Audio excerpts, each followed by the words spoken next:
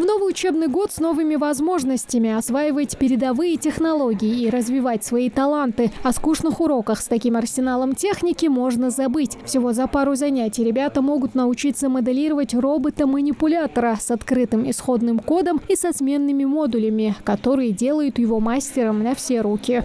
Робот наш имеет 4 моторчика, 2 снизу, чтобы он двигался, и один для манипулятора, и 4-й поднимался. Абдурахман мечтает стать программистом, поэтому для него большая удача иметь возможность постигать азы программирования уже в школе. Благодаря точке роста это теперь вполне реально. Это мне только в пользу.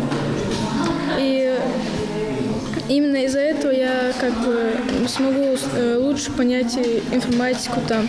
На занятиях информатики у ребят есть возможность не только моделировать роботов, но и создавать собственные анимации, мультики и многое другое. Мы получили оборудование, конструкторы, как вы можете видеть. Сегодня мы имеем возможность учить наших детей программированию, механике, разным технологиям.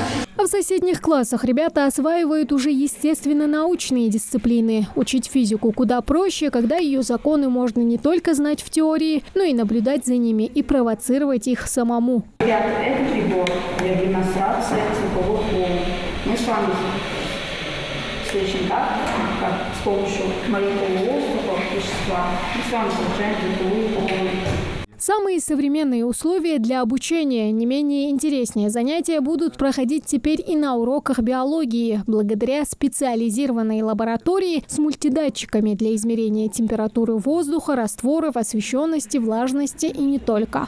Центр «Точка роста» появился в 15-й школе благодаря нацпроекту образования в рамках проекта «Современная школа». Обучение в центре позволяет сформировать современные компетенции и навыки, освоить не только учебную программу, но и заниматься дополнительно. Учителя, которые работают в этих классах, будут проходить курсы повышения квалификации как раз-таки по этой программе «Точки роста». Будут работать с этим оборудованием не только в рамках уроков, но и во время внеурочных занятий.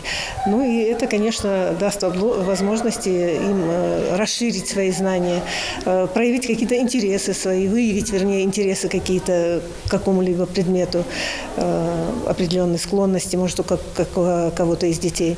В этом учебном году такие же многофункциональные центры образования появились еще в 11 школах региона. Всего же за последние годы открыто более 70 точек роста цифрового, гуманитарного и технологического профилей. Тамара Хашагульгова, Мухаммад Дарсигов, Новости 24.